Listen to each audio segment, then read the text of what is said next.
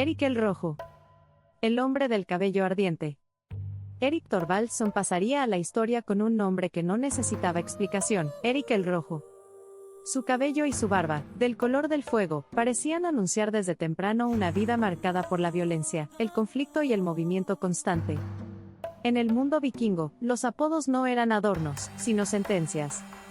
El suyo anticipaba un destino teñido de sangre, exilio y determinación. Erik no fue un explorador por vocación inicial, sino por necesidad. Su vida, como la de muchos hombres del norte, estuvo determinada por la ley del honor y por una justicia que castigaba con el destierro antes que con la redención. 1. Nacer marcado por el destierro.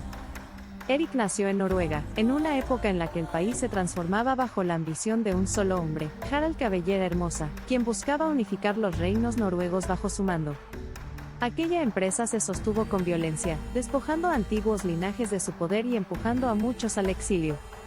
Entre ellos se encontraba Thorvald Asvaldsson, padre de Erik, condenado por homicidio. Cuando la sentencia fue dictada, no solo cayó sobre él, sino sobre toda su familia. Erik aún era un niño cuando abandonó Escandinavia, cruzando el mar hacia Islandia, una tierra nueva, dura y sin rey. Desde el inicio, su vida quedó ligada al desplazamiento forzado. 2. Islandia, refugio de los indomables. Islandia, a finales del siglo IX, era una sociedad peculiar. No había rey ni ejército central, solo clanes, leyes consuetudinarias y la asamblea del Althing, donde los hombres libres resolvían disputas y dictaban sentencias. La isla se llenó de noruegos que huían del poder real, de venganzas familiares o de crímenes cometidos en su tierra natal. Allí creció Erik, inmerso en una cultura que valoraba la autosuficiencia, la fuerza y el honor por encima de la obediencia. Con el tiempo, se casó con Thodil, levantó una próspera granja cerca de los fiordos occidentales y se convirtió en un terrateniente respetado.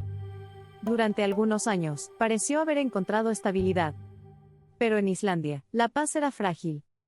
3. Una disputa trivial, una ruina irreversible. El inicio de la caída de Erik no fue una guerra, sino un accidente. Varios de sus trais, siervos ligados a su propiedad, provocaron un derrumbe que dañó la granja del vecino Valdhof. El conflicto escaló cuando Eyjolf el Inmundo, pariente de Valdhof, decidió vengarse matando a los siervos responsables. En una sociedad donde la compensación era posible, Eyjolf eligió la sangre. Y Erik respondió del mismo modo. Mató a Eyjolf, reafirmando su reputación como hombre pendenciero e incapaz de ceder. 4. Los pilares sagrados y la espiral de violencia. Buscando alejarse del conflicto, Erik se trasladó al noreste de Islandia. Allí intentó comenzar de nuevo, pero el pasado volvió a alcanzarlo. Su vecino Thorgest custodiaba los Setstokker, pilares sagrados del linaje familiar que habían pertenecido al padre de Erik.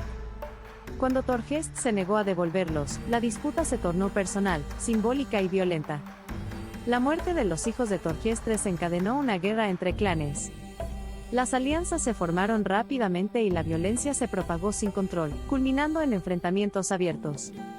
Finalmente, el Althing intervino.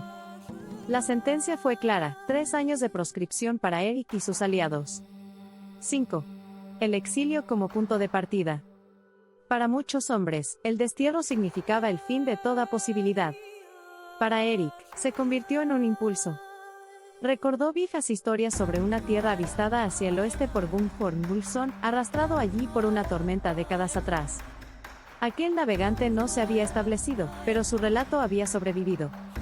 Erik decidió buscar esa tierra desconocida. 6. El viaje hacia lo inexplorado. En el año 982, Erik reunió a decenas de familias dispuestas a seguirlo. Más de 500 personas, junto con ganado, herramientas y provisiones, partieron desde Islandia hacia el oeste en 25 barcos. El viaje fue brutal. El océano no distinguía entre hombres libres y niños. Solo 14 embarcaciones alcanzaron su destino. El resto se perdió en el mar, convirtiendo la travesía en una selección implacable. 7. La isla del hielo eterno. La tierra que encontraron era vasta y silenciosa. Montañas cubiertas de hielo dominaban el paisaje, interrumpidas por fiordos profundos y costas abruptas. Aunque la mayor parte de la isla estaba cubierta por una gruesa capa de hielo, la costa suroeste ofrecía algo inesperado: valles verdes durante el verano, aptos para el pastoreo y la agricultura limitada. No hallaron poblaciones humanas ni señales de asentamientos anteriores. Era una tierra virgen, hostil y prometedora a la vez. 8. Fundar y nombrar. Erik estableció su asentamiento principal en un fiordo del extremo sur, al que llamó Eriksfjord. Allí construyó su residencia familiar, Brattahlid, situada tierra adentro, protegida del viento y las tormentas marinas. Durante los años siguientes, los colonos exploraron la costa, nombrando fiordos, montañas y valles. Nombrar el paisaje era una forma de poseerlo, de integrarlo al mundo conocido. Fue entonces cuando Erik tomó una decisión estratégica y simbólica. 9. Groenlandia, una promesa cuidadosamente elegida. A pesar de que la mayor parte de la isla estaba cubierta de hielo, Erik la bautizó como Groenlandia, la Tierra Verde.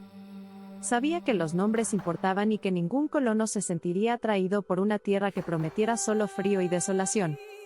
El nombre era una promesa, no una descripción. 10. El regreso y la expansión. Cuando el periodo de exilio llegó a su fin, Erik el Rojo volvió a Islandia cruzando nuevamente el océano que tantas veces había decidido su destino.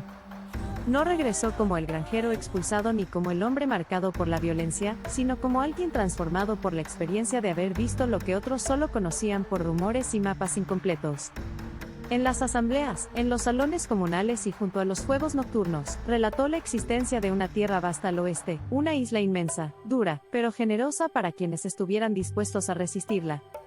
Habló de fiordos protegidos, de pastos estivales, de un lugar donde comenzar de nuevo, lejos de las viejas rencillas, las deudas de sangre y los clanes enfrentados que asfixiaban Islandia. No ocultó las dificultades, pero supo envolverlas en promesa. Groenlandia, la Tierra Verde, se presentó como una oportunidad para los ambiciosos, los proscritos y los soñadores. En una sociedad donde el honor perdido pesaba tanto como la pobreza, la posibilidad de una nueva vida resultó irresistible. Con el paso de los años, su palabra dio fruto. Nuevas expediciones zarparon siguiendo su estela, llevando consigo familias enteras, ganado, herramientas y la esperanza de fundar una sociedad propia en el límite del mundo conocido. Así comenzó la consolidación de los asentamientos nórdicos en Groenlandia, una expansión silenciosa pero decisiva hacia el oeste. 11. El legado del Rojo. Erik el Rojo nunca fue un héroe intachable ni un líder virtuoso en el sentido clásico. Fue impulsivo, violento y profundamente orgulloso, un hombre moldeado por una época en la que la fuerza y la reputación definían el valor de una vida. Sin embargo, precisamente por esas mismas características, fue capaz de empujar los límites del mundo conocido. Su nombre quedó ligado para siempre a uno de los movimientos más audaces de la era vikinga, la colonización de una tierra que pocos se atrevían siquiera a imaginar habitable. No fundó un imperio ni un reino, pero abrió una puerta que otros cruzarían después. Entre ellos, su propio hijo, Leif Erikson, quien heredó no solo su sangre, sino también su impulso explorador. Leif navegaría aún más lejos, alcanzando tierras al otro lado del océano, mucho antes de que Europa supiera de su existencia. Así, el legado de Erik no nació de la ambición calculada, sino del destierro y la obstinación. En los confines helados del mundo, su historia quedó grabada como la de un hombre que transformó la condena en posibilidad y el exilio en un nuevo comienzo.